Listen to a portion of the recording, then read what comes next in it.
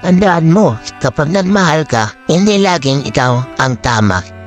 Pride, yan ang lagi mong pambabain at yan ang lagi mong pupupangin.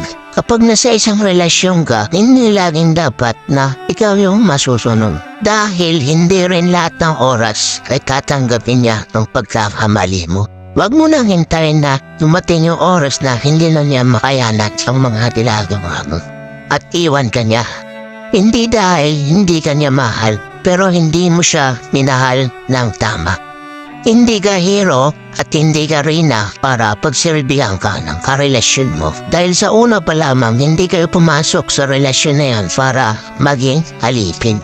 Pumasok kayo sa relasyon na yan dahil nagmamahalan kayo. At gusto nyo matutong magbigayan at matuto kayong magparaya at matuto rin kayong magpakumbaba. Dahil kung wala ang mga ito, sinasayang nyo lang ang mga pagkakataon. Yung mga oras na dapat sana naglalambingan at nagkukulitan kayo, masasayang lamang sa away at bangayan.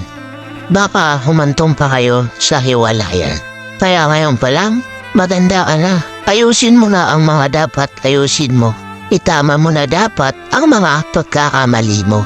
Hindi kayong mga negosyante na nagkwikwentahan na naibibigay ninyo sa bawat isa. Dahil kayong dalawa ay tunay na nagmamahalan.